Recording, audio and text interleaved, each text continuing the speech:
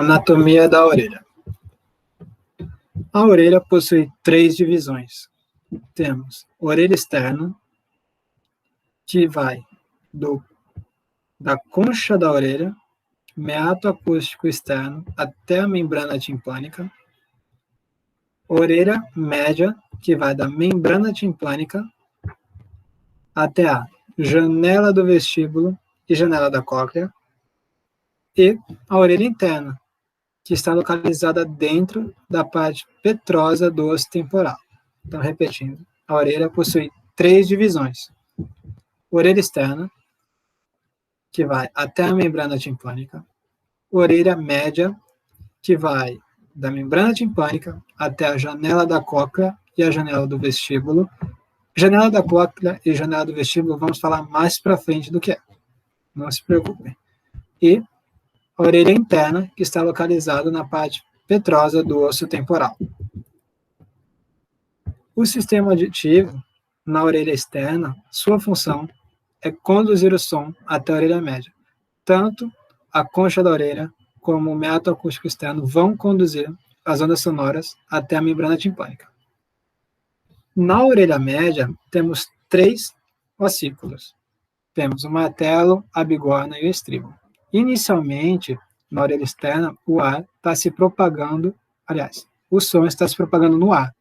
O som é uma onda mecânica, precisa de um meio para se propagar. Na orelha externa, é o ar. Na orelha interna, esse meio é um fluido chamado perilinfa.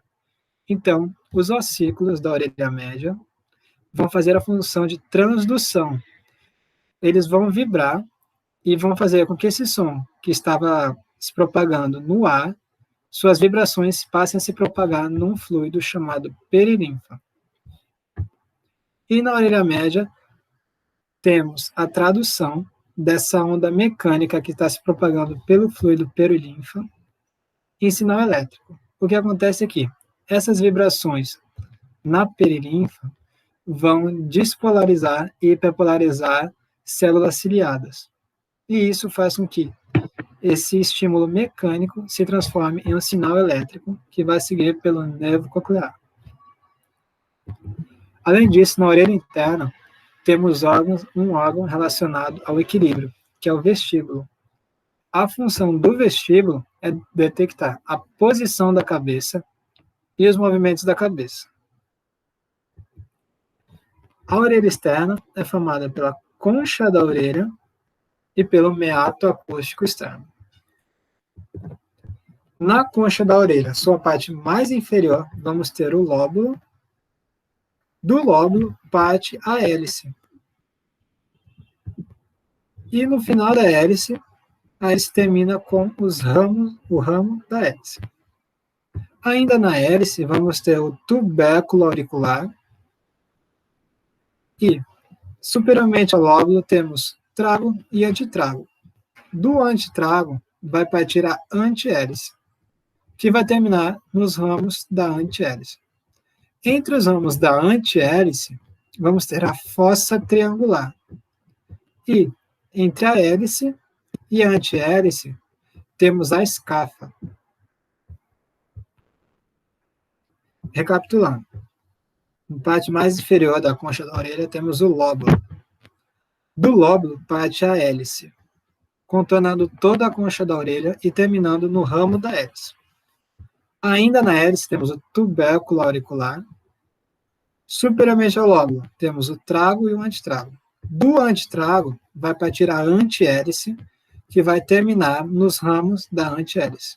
Entre os ramos da antihélice, temos a fossa triangular. Entre o tubérculo auricular, entre a hélice e a antihélice, temos a escafa. Temos 3 músculos auriculares: auricular anterior, auricular superior e auricular posterior, que vão fazer a sustentação da orelha, da concha da orelha, mais precisamente. Auricular anterior, superior, posterior. Também temos músculos da concha da orelha. Temos o músculo maior da hélice, músculo menor da hélice, localizado no ramo da hélice, músculo trágico no trago e músculo antitrágico no antitrago. Então, recapitulando, músculo maior da hélice, músculo menor da hélice, músculo trágico e músculo antitrágico. Na vista medial da concha da orelha, conseguimos ver ainda o oblíquo da orelha e o transverso da orelha, além de ver o auricular superior e o auricular posterior. Então, repetindo, oblíquo da orelha, transverso da orelha, auricular superior e auricular posterior. O meato acústico externo é dividido em cartilagíneo e ósseo, localizado dentro do osso temporal. Então, meato acústico externo, cartilagíneo e ósseo, localizado dentro do osso temporal. A divisão entre a orelha externa e a orelha média é dada pela membrana timpânica. Ela, na sua, possui uma, como a gente pode dizer, uma impressão causada pelo cabo do martelo, pelo osso martelo. Temos cabo do martelo, limbo, temos o processo lateral do martelo, prega malleolar anterior, parte flácida, prega malleolar posterior. A parte flácida está localizada entre a prega malleolar posterior e a prega malleolar anterior. Por fim, o cone de luz. Então, repetindo, temos uma impressão do ciclo martelo, temos o cabo do martelo, limbo, processo lateral do martelo. Prega malleolar anterior, prega malleolar posterior, parte flácida e o cone de luz. A orelha média, no seu limite lateral, é membrana timpânica. Limite medial é a orelha interna. Limite anterior é o ósteo da tuba auditiva, ósteo é a abertura. É a abertura que vai comunicar a tuba auditiva à orelha média. E limite posterior, células mastóides. Então, repetindo, limite lateral, membrana timpânica. Limite medial, orelha interna. Limite anterior, ósteo da tuba auditiva. E limite posterior, células mastóides. Aqui conseguimos ver a membrana timpânica. A orelha interna está localizada aqui na parte interior da parte petrosa do osso temporal. Conseguimos ver também os 3 ossículos. Temos o martelo, bigorna e o estribo. Na orelha média, vamos ter 2 músculos muito importantes. Temos o músculo estapédio, que está ligado ao estribo, e o músculo tensor do tímpano, que está ligado ao martelo. Aqui. A função desses 2 músculos é limitar as vibrações dos ossículos. Se eles não existissem, qualquer vibração na membrana timpânica não seria atenuada e a gente iria perceber com muito mais intensidade, o que a gente chama de hiperacusia. Então, a função do músculo estapédio e do músculo tensor do tímpano é limitar as vibrações desses ossículos. O músculo estapédio é inervado pelo nervo facial e o músculo tensor do tímpano é inervado pelo ramo mandibular do nervo trigêmeo. Acontece algumas vezes de, por exemplo, infecções afetarem o nervo facial e, nesse caso, comprometer a inervação do músculo estapédio. Assim, o músculo tensor do tímpano estaria funcionando, mas o estapédio não. Então, é comum que em algumas infecções no nervo facial causem hiperacusia, já que o músculo estapédio não irá conseguir limitar as vibrações dos ossículos. Temos também a tuba auditiva. A função da tuba auditiva, que vai se comunicar com a orelha média e também vai se abrir na faringe, é equalizar a pressão atmosférica com a pressão da orelha média. Por exemplo, quando estamos no avião e ele começa a descer. nós sentimos uma pressão no ouvido. O que acontece aqui? A pressão na orelha externa está aumentando e a pressão da orelha média se equilibrou no nível de cruzeiro do voo. Então, a pressão da orelha externa está aumentando e a pressão da orelha média continua do jeito que estava. Isso vai fazer com que a membrana timpânica esteja tensionada para a orelha interna, para a orelha média, perdão. E a função da tuba auditiva é igualar essas pressões. Mas aí você deve estar pensando, tá bom, essa equalização não acontece instantaneamente. Não. Porque acontece o seguinte. Aqui está a abertura da tuba auditiva para a faringe, que é o ósseo da tuba auditiva, assim como temos o ósseo faríngeo da tuba auditiva, perdão, assim como temos a abertura da tuba auditiva para a orelha média. Para eu abrir esse ósseo que permanece fechado, eu preciso desse músculo aqui, chamado salpingofaríngeo. A função desse músculo é uma das abrir o ósseo faríngeo da tuba auditiva. Quando ele abre o ósseo faríngeo da tuba auditiva, ele comunica, permite a troca gasosa entre a orelha média e a faringe. Só que esse músculo só vai ser acionado durante a deglutição ou durante o bocejo. Então é por isso que as aeromoças pedem para que a gente masque um chiclete, chupe alguma pastilha, para na hora de deglutir, fazer com que o músculo salpingofaríngeo abra o ósseo faríngeo da tuba auditiva, permitindo a equalização da pressão entre a orelha média e a orelha externa. Além disso, nas crianças e nos bebês, a tuba auditiva acaba sendo mais horizontalizada e mais curta.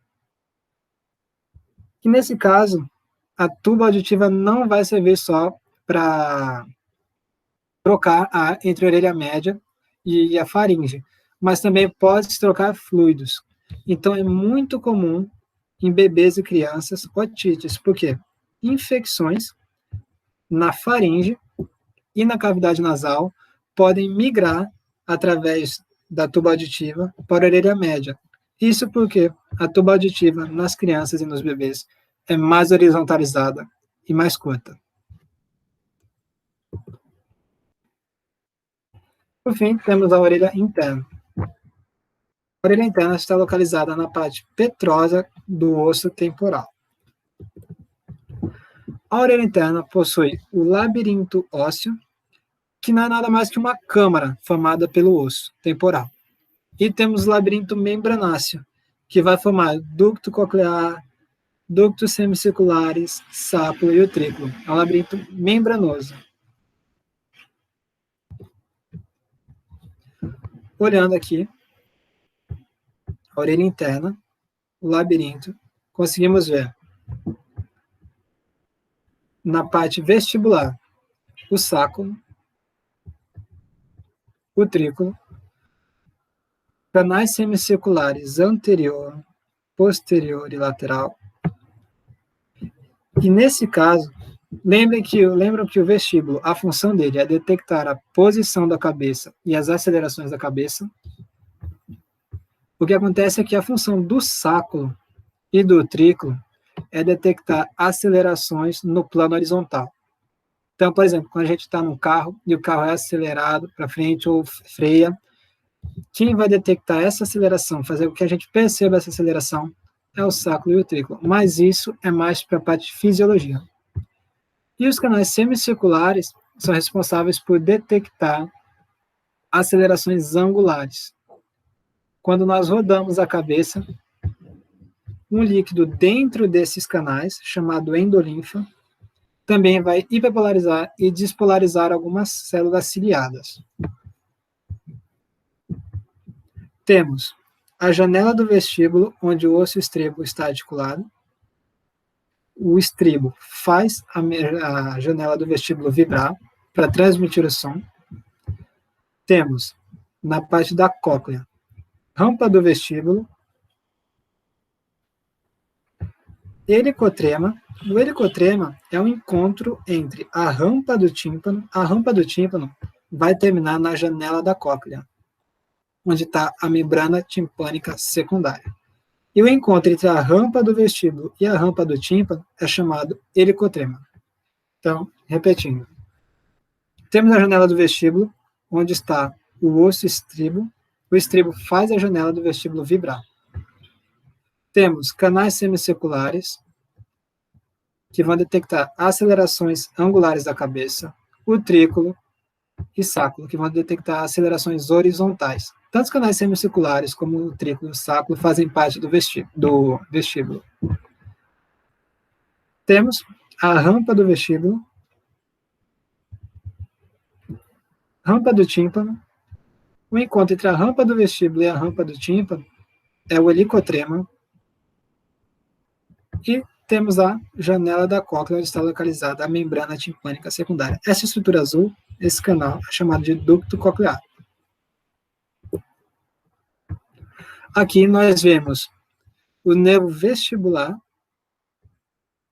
saindo do vestíbulo, e o nervo coclear, saindo da cóclea. O nervo vestibular vai levar informações sobre as acelerações, e o nervo coclear, informações sonoras. Os dois se juntam para formar o nervo vestíbulo coclear. Cortando aqui, seccionando a cóclea, conseguimos ver a rampa do vestíbulo, rampa do tímpano. Temos o ducto coclear aqui seccionado, o órgão espiral. Esses órgãos são mais relacionados à fisiologia, então aqui a gente vai passar bem rapidinho. Temos o ligamento espiral, membrana vestibular e um ramo do nervo coclear. Temos essa parte óssea chamada modíolo e a lâmina do modíolo, que conseguimos ver o nervo coclear se formando e o helicotrema na junção entre a rampa do vestíbulo e a rampa do tímpano. Certo? O som vai percorrer um caminho dentro da orelha média, da orelha externa, média e interna. Então, vamos lá. O som vai chegar para a orelha externa, vai ser captado pela concha auditiva, pela concha da orelha, perdão, vai passar pelo miasto acústico externo e vai fazer a membrana timpânica vibrar. Essa vibração é transmitida pelos ossículos da orelha média, matelo, bigorna e estribo. O estribo vai fazer a janela do vestíbulo vibrar. Essa vibração vai fazer com que a onda sonora agora se propague pela rampa do tímpano, que está preenchida por perilinfa. Toda essa região é preenchida por perilinfa. A endolinfa está dentro desses ductos, e do sáculo, dos canais semicirculares e do utrículo. Então, a onda sonora vai se propagar pela rampa do tímpano, pela rampa do vestíbulo, vai passar pelo helicotrema, passar a percorrer pela rampa do tímpano, até chegar na janela da cóclea, onde está localizada a membrana timpânica secundária. Então, repetindo. O som é captado pela concha da orelha, passa pelo meato acústico externo. Faz a membrana timpânica vibrar. A membrana timpânica vibrando também faz com que os ossículos vibrem e transmita essa vibração para a janela do vestíbulo. Chegando na janela do vestíbulo, ela vai vibrar e vai fazer com que a onda sonora agora se propague por um líquido chamado perilinfa. A onda sonora vai percorrer a rampa do vestíbulo, passar pelo helicotrema, vir pela rampa do tímpano e chegar na janela da cóclea, onde está localizada a membrana timpânica secundária. Conseguimos ver melhor aqui também.